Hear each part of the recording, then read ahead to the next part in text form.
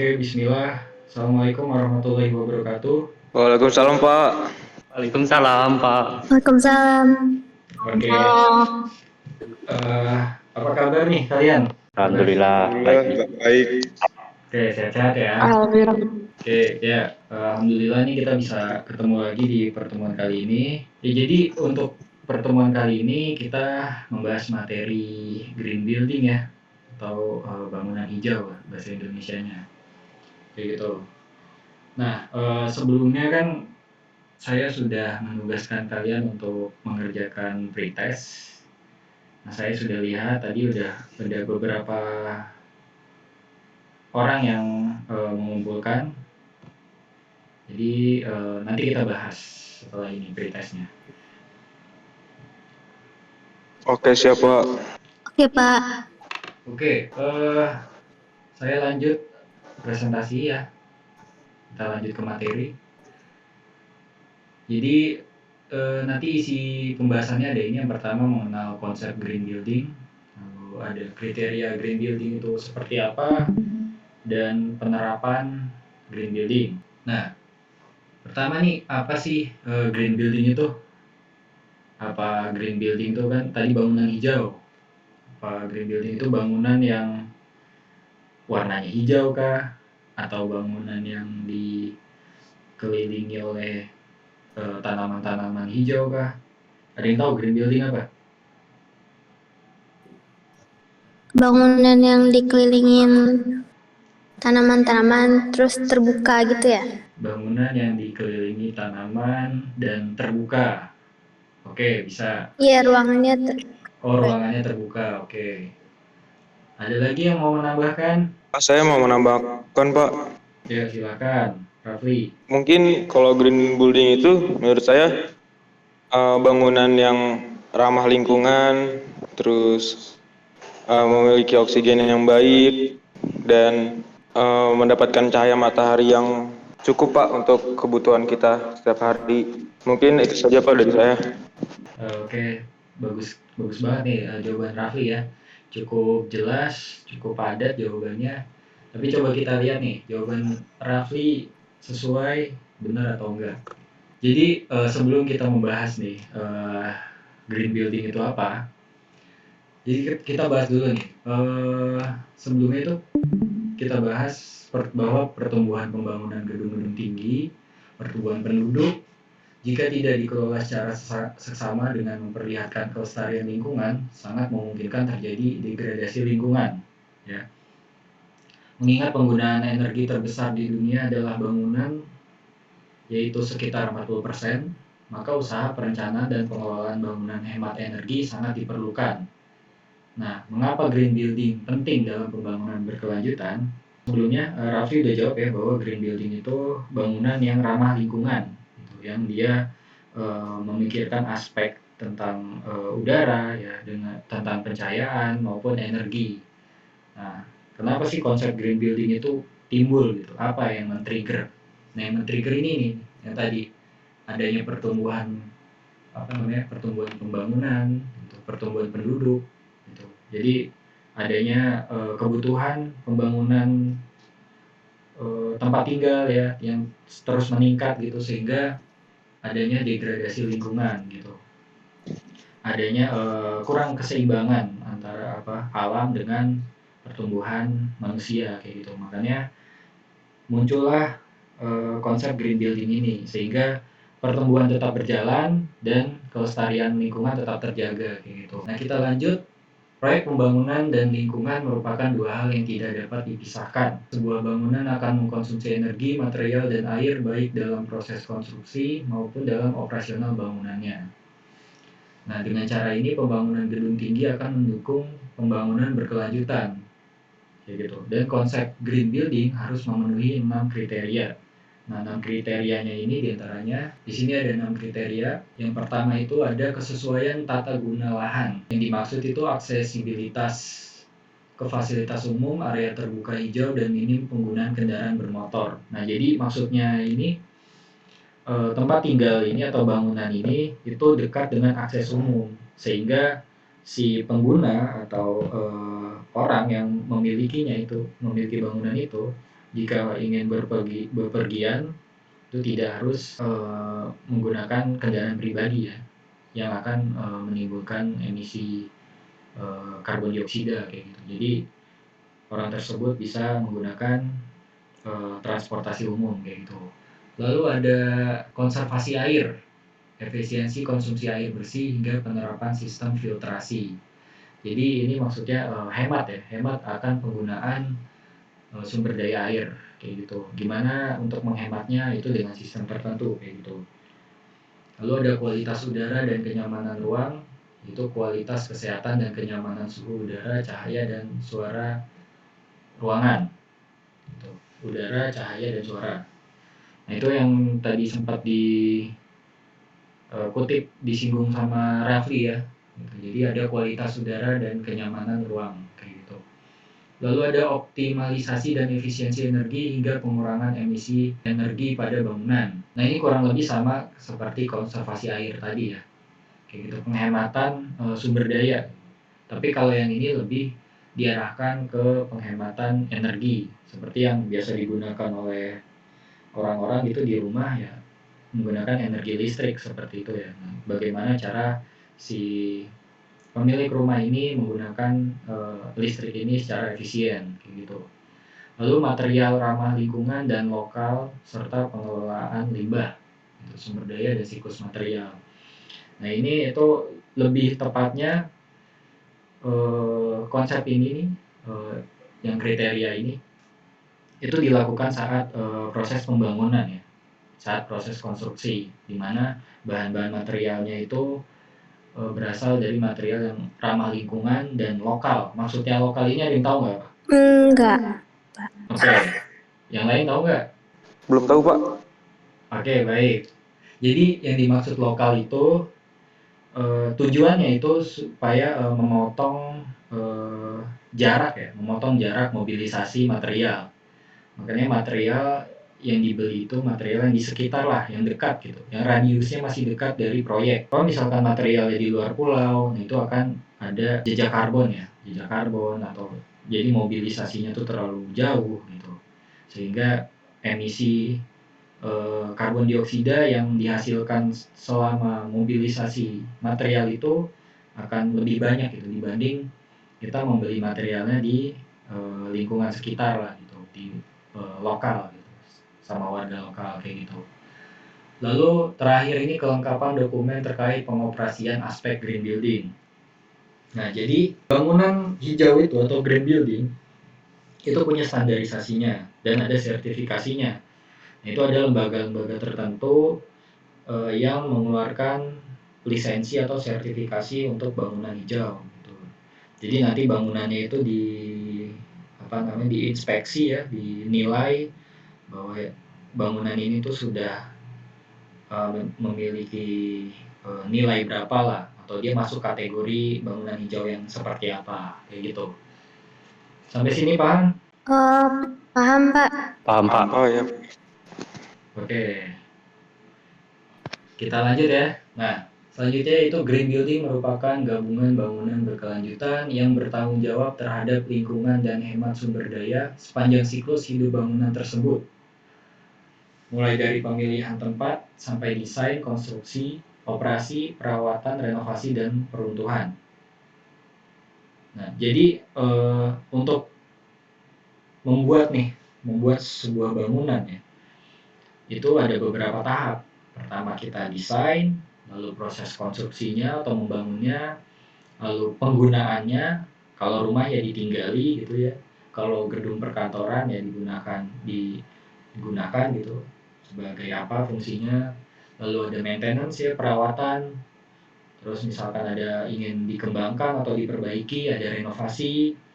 Dan misalkan ingin dimusnahkan ya ada peruntuhan. Nah, yang dikatakan bangunan green building itu, jadi sepanjang siklusnya ini itu mereka memperhatikan aspek lingkungan gitu, dengan standar yang sudah ditentukan, mau dari desain, proses konstruksi, lalu penggunaannya, perawatannya, renovasi, sampai dengan diruntuhkan, ini didemolisasi, itu harus memikirkan dampak atau aspek lingkungannya gitu. Misalkan diruntuhin gitu, nah itu limbahnya mau dikemanain kayak gitu ya. Misalkan di proses konstruksinya ya, tadi kita udah bahas bahan materialnya tuh dari mana kayak gitu. Lalu saat tahap penggunaannya nih, operasionalnya, ya, tadi kita udah sempat bahas juga penggunaan energinya itu efisien atau enggak, dia tuh hemat air apa enggak kayak gitu. Terus limbahnya itu pengelolaan limbah di gedung tersebut atau rumah tersebut itu dikelola secara baik atau enggak gitu.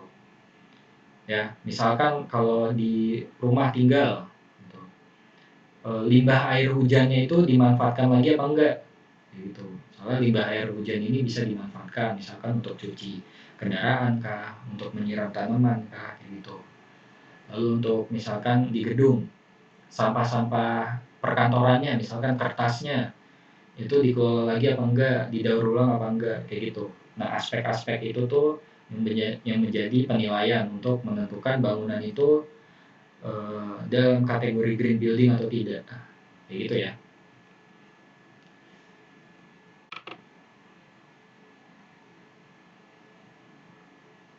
Jadi penggunaan energi pada rumah tinggal berupa pencahayaan yang bersumber dari energi listrik untuk meminimalisir penggunaan listrik pada pencahayaan dengan cara membuat bukaan yang besar pada rumah. Kayak gitu.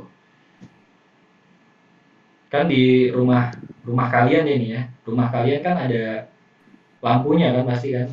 Apa nggak ada? Ada lampunya nggak di rumah? Oh iya Pak, ada Ada. kalau lampu. Ada ya? Ada. Oke. Ya, lampu itu kan tujuannya untuk penerangan ya, penerangan. Iya. Iya Pak, Ya, betul. karena kalau gelap kalian aktivitasnya nggak bakal enak kan, gelap bisa nabrak gitu atau Iya kesandet Pak, dan sebagainya. betul Pak. Nah, tapi misalkan lampu ini kan dia menggunakan energi listrik gitu. Kalau kita boros menggunakan energi listrik pasti akan berdampak eh, kurang baik lah. Gitu. Bisa jadi tagihan listriknya membengkak dan sebagainya kayak gitu. Nah, untuk meminimalisir hal tersebut, cara yang efisien itu yang baik ya, itu salah satunya dengan membuat bukaan yang besar pada rumah. Bukaan itu apa sih? Bukaan itu jendela lah yang merupakan akses cahaya udara gitu dari luar dan dari dalam ruangan. Itu namanya bukaan. Ya. Entah itu jendela, entah itu pintu, nah itu namanya bukaan. Nah, bukaannya diperbesar tuh sehingga cahaya atau udara yang masuk itu lebih banyak lah, lebih maksimal kayak gitu. Kan kalau cahaya alam ini dari matahari masuk, kan di siang hari kalian nggak perlu menyalakan lampu. Jadi lampu itu cukup di malam hari aja. Nah itu caranya, salah satu cara untuk efisiensi energi ya. Gitu. Kalau eh, misalkan kalian ada punya kamar nih, nah kamarnya kurang kurang terang gitu cahayanya, harus nyalain lampu, jebolin kayak gitu ya. Bukaannya diperbesar seperti itu. Oke, paham ya? Kita lanjut. Lalu faktor kesehatan dan kenyamanan. Kualitas kenyamanan pada rumah tinggal dapat dipengaruhi oleh kualitas udara. Suasana sejuk dalam rumah dapat dihasilkan dari sirkulasi udara yang disesuaikan dengan arah mata angin sehingga optimal. Tadi kita membahas efisiensi energi yang juga menyinggung masalah udara tadi. Udara itu kan masuknya dari bukaan yang tadi ya. Nah, bukaannya ini juga tidak sembarangan gitu. Kita memberikan titik mana yang diberikan jendela atau bukaan. Jadi bukaan ini juga biar maksimal itu dilihat dari acuannya dari arah mata angin dan juga cross ventilation ya. Jadi ventilasinya tuh menyilang gitu.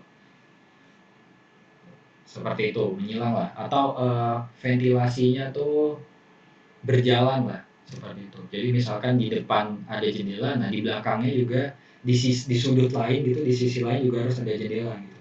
Biar udaranya mengalir lah. Nah, kesehatan dan kenyamanan ini dipengaruhi dari ada dari suhu, ya. Dari suhu, dari kualitas udara. Nah, kualitas udaranya ini, namanya di udara itu kan pasti banyak banyak unsur-unsur ya, atau senyawa-senyawa gitu yang nggak terlihat lah, kecil-kecil. Itu entah debu atau dan sebagainya kayak gitu. Nah, dimaksimalkan kalau udara yang masuk ke rumah itu udara yang sudah terfilter lah gitu. Nah, contoh untuk memfilternya itu ya bisa kalian menggunakan tanaman dan sebagainya. Juga faktor lain itu unsur lain yang mempengaruhi kesehatan dan kenyamanan itu adanya suara ya, polusi suara gitu.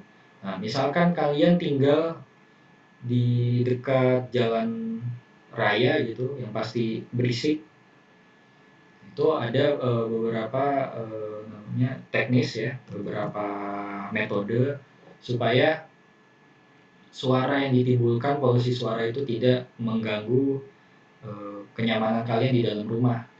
Entah dari segi desain seperti itu, entah dari segi rumahnya menghadap mana seperti itu ya. Nah, itu faktor-faktor yang mempengaruhi kesehatan dan kenyamanan bangunan ya. Kita lanjut.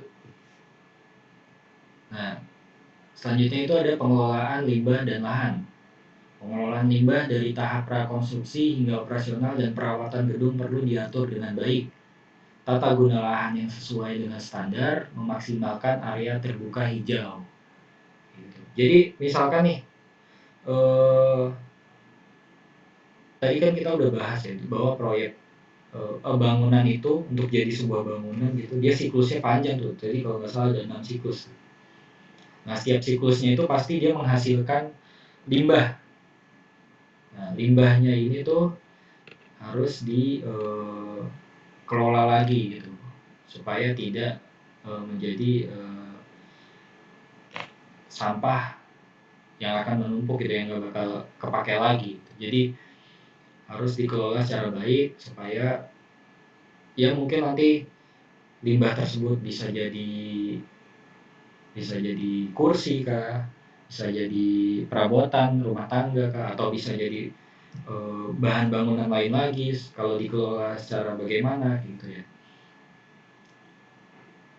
Lalu di sini ada tata guna lahannya sesuai dengan standar. Nah, kalau misalkan kalian punya tanah gitu ya, misalkan 100 meter persegi, nah itu ada standarnya yang harus kalian buat bangunan itu berapa persennya, sehingga nanti tetap ada ruang terbuka hijau gitu untuk resapan air kah, untuk ditempati tanaman kah supaya lebih segar udaranya dan sebagainya kayak gitu. Selanjutnya ini ada manfaat green building. Nah, di sini ada tiga manfaat nih. Ada manfaat untuk lingkungan, manfaat ekonomi, dan manfaat sosial.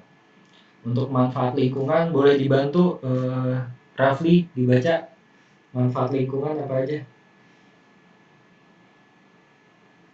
Oke, Pak.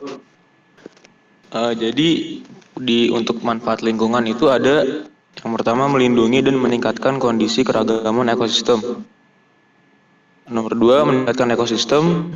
3 mengurangi produksi limbah, dan yang terakhir konservasi sumber daya alam. Udah, Pak. Oke, terima kasih Rafli. Yang manfaat ekonomi siapa nih yang mau baca? Tolong dibaca manfaat ekonomi. Ini ada yang Azriel bisa tolong membacakan yang manfaat ekonomi. Siapa? Oke. Manfaat ekonomi. Yang pertama itu menghemat biaya operasional. Lalu yang kedua menciptakan pasar bagi produk ramah lingkungan. Dan yang ketiga meningkatkan produktivitas penghuni dan pengguna bangunan.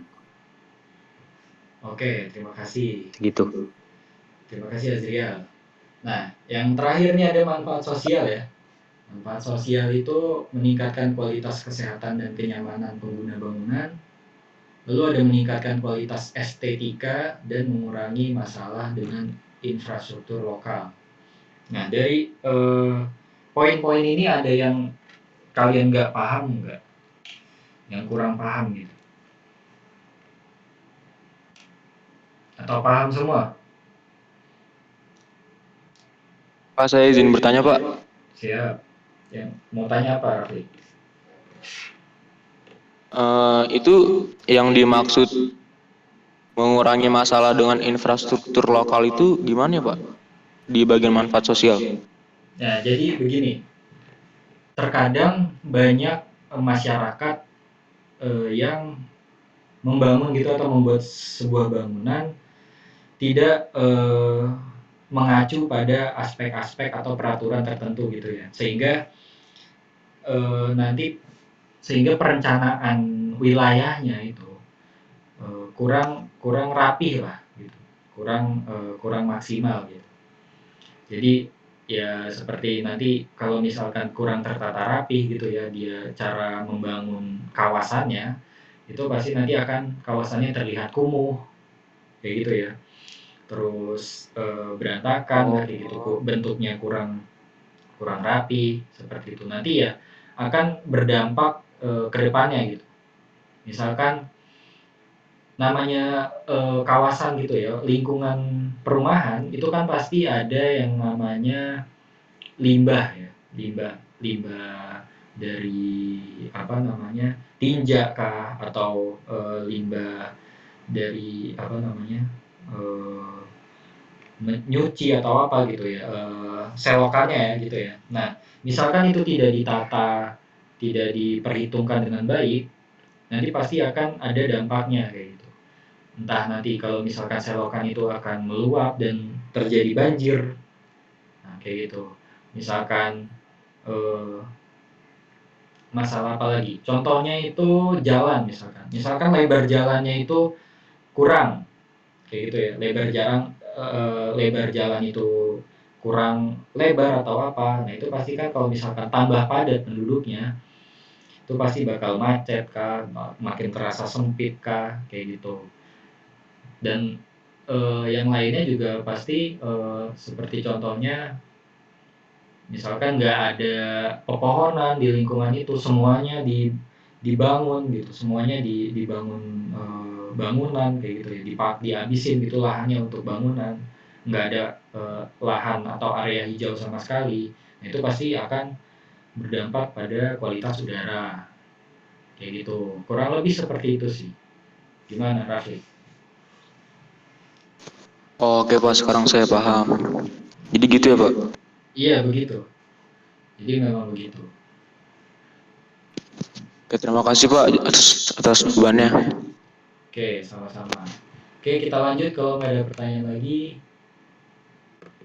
Oke, sebelum summary nih. Jadi tadi kan kalian sudah ada pretest ya, mendokumentasikan ruangan yang menurut kalian itu sesuai atau tidak sesuai dengan kaidah bangunan hijau. Nah, sekarang nih kalian dibagi, ini kan ada 4 orang ya.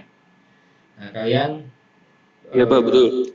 berkelompok nih, dua orang, silakan masuki ruang diskusi kalian masing-masing. Itu ada study room 1 dan study room 2. Nah, itu kalian diskusikan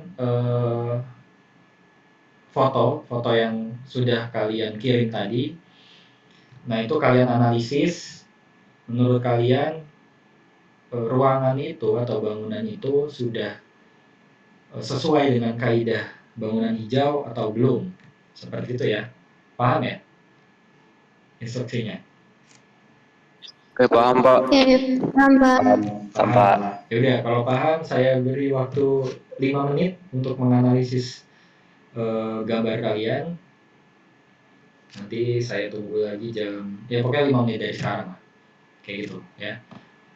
Silakan sekarang memasuki ruang diskusinya masing-masing.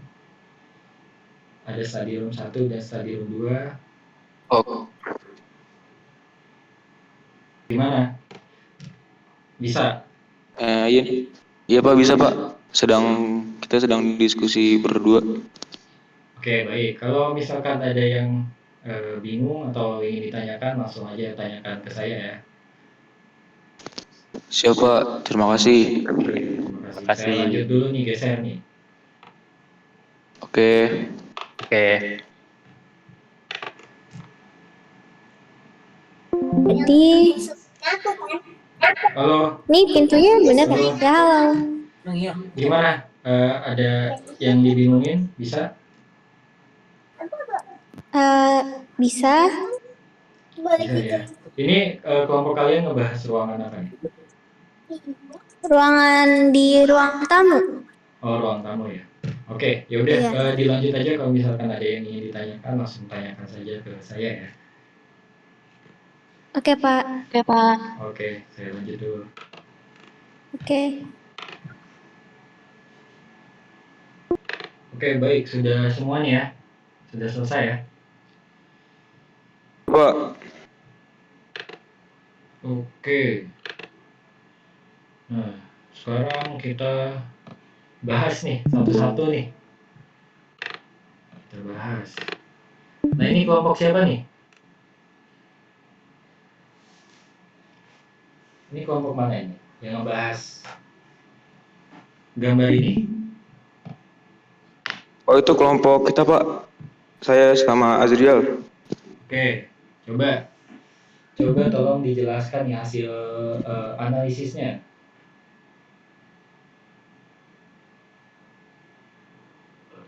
Oke Pak.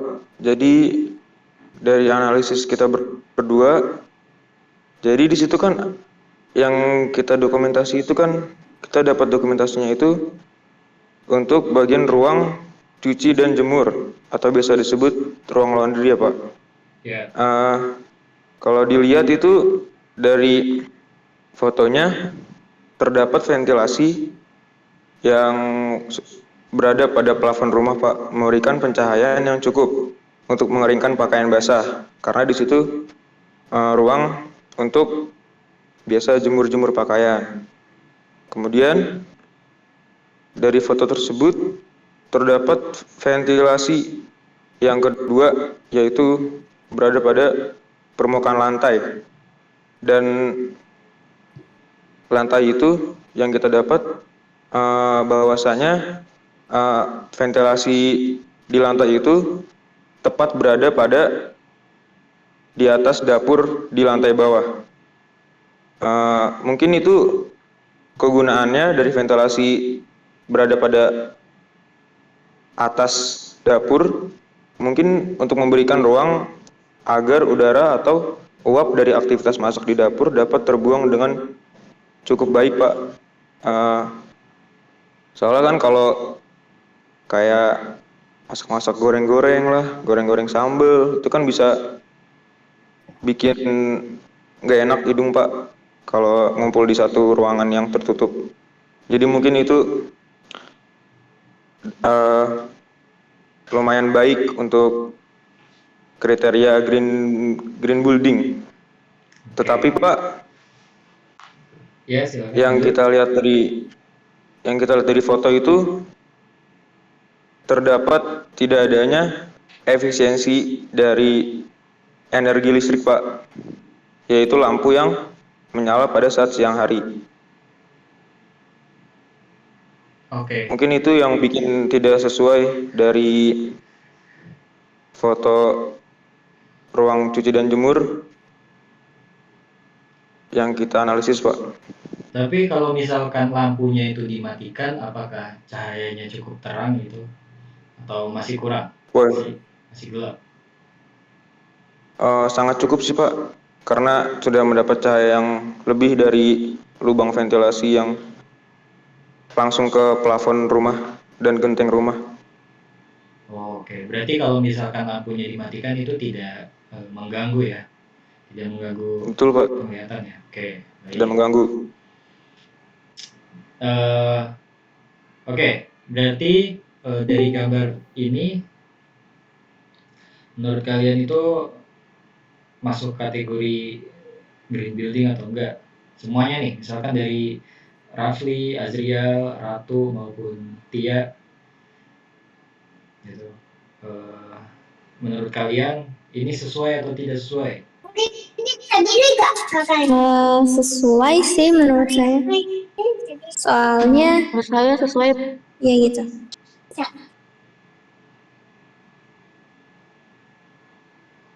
Gimana yang lain? Kalau dari Rafli atau Azriel? Kalau menurut saya sudah sesuai Pak dan sangat mumpuni untuk kehidupan di rumah yang bisa dibilang ruangan yang lain minim cahaya, tetapi ruangan untuk jemuran tuh sangat memiliki cahaya yang banyak. Oke, baik. Ini satu lagi, Azriel. Sudah memenuhi kriteria sih Pak. Dari yang itu ventilasinya sudah cukup baik, untuk penerangan di siang harinya juga. Jadi tidak perlu menggunakan lampu, masih terang di situ. Sudah cukup dari saya.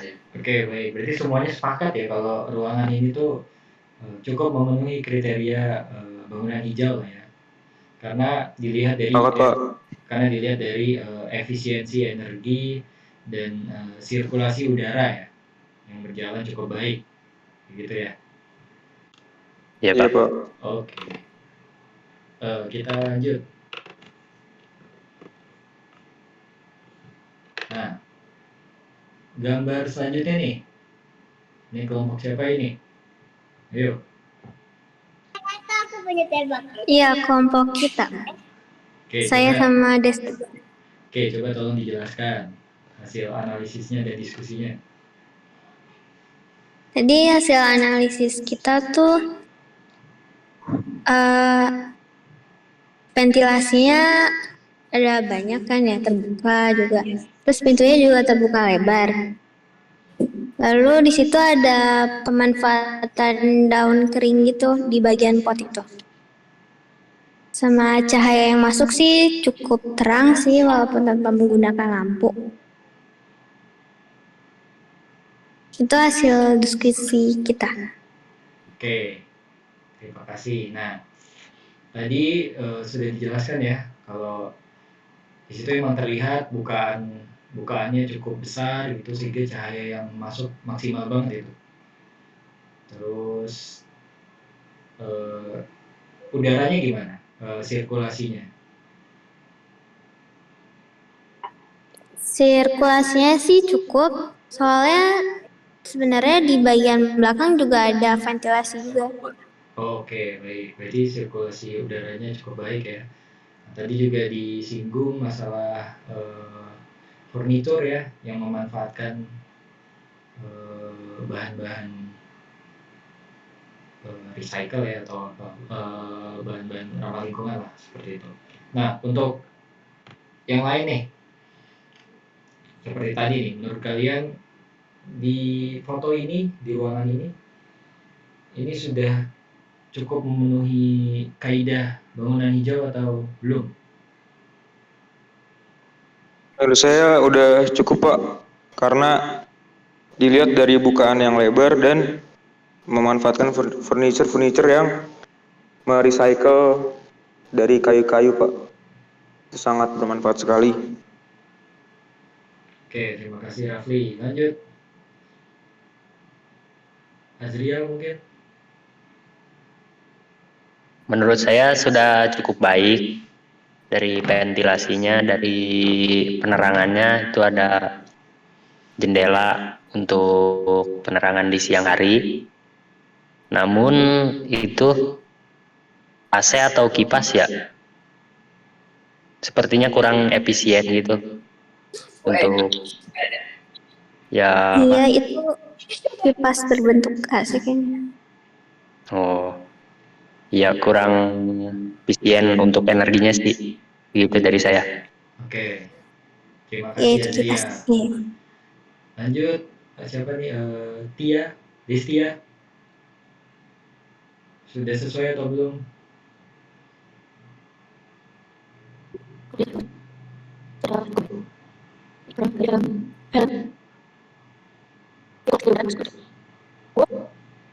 sama makan energi di luar tuh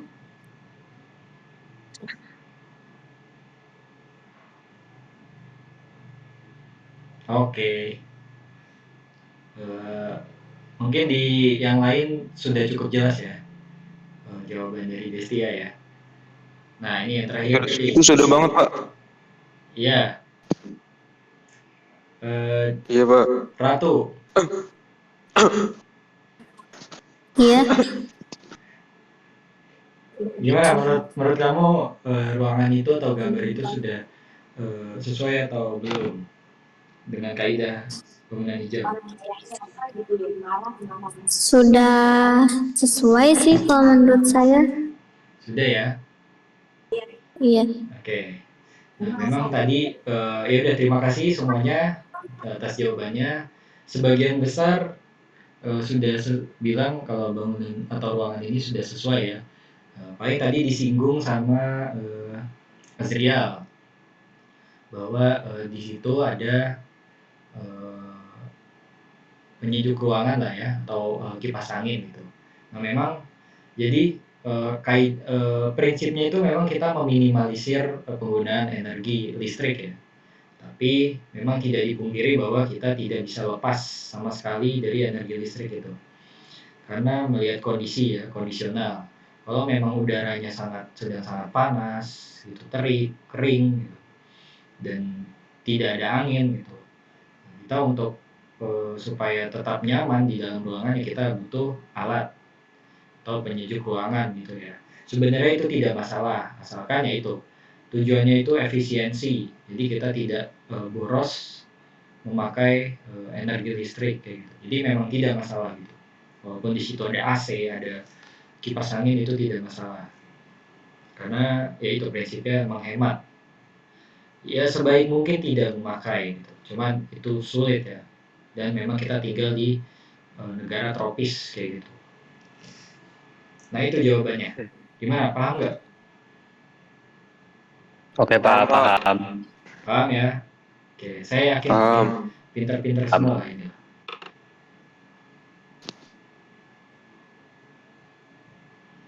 Oke, kita balik lagi ke PowerPoint. Kita balik lagi. Sebentar.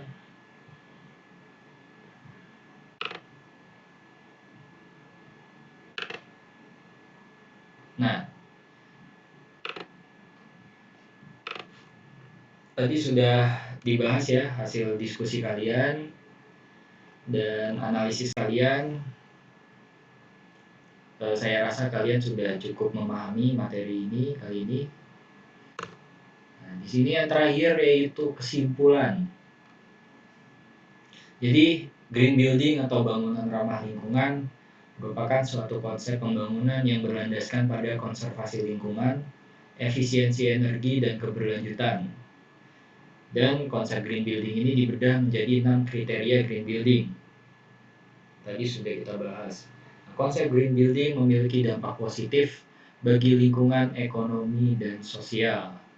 Seperti itu ya.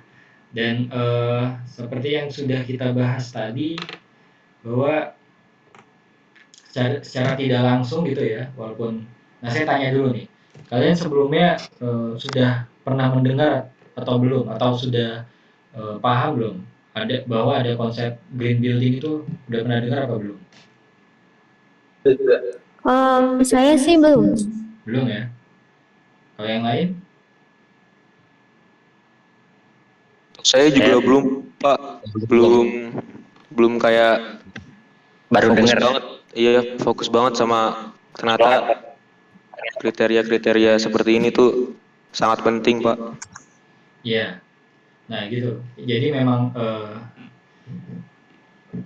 dunia atau apa ya, orang-orang sekarang memang sudah lebih concern lebih fokus ke masalah lingkungan ya, dan begitu pun juga bangunan.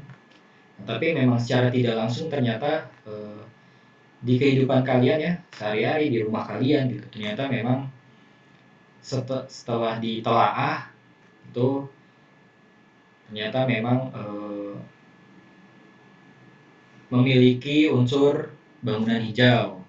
Seperti yang tadi sudah kalian analisis, itu kan rumah kalian sendiri ya, kayak gitu. Dan ternyata Iya, Pak. memang dari rumah kalian, lingkungan sekitar kalian itu sudah mengadopsi lah gitu. Walaupun memang tidak sebelumnya tidak tahu gitu ya tentang skema green building itu, ternyata memang kalian sebelumnya sudah mengadopsi itu, dan kebetulan itu sesuai dengan kaidah green building dan sudah bisa dirasakan secara langsung kan bahwa saat kalian menggunakan ruangan tersebut ya memang bisa terang tanpa lampu, terus udaranya memang ternyata berjalan gitu di dalam ruangan gitu, sejuk gitu, seperti itu. Nah, mungkin ada pertanyaan sebelum kita tutup. Mungkin kalau saya cukup, Pak. Saya juga cukup. Oke, kalau begitu terima kasih untuk kalian yang sudah memperhatikan dan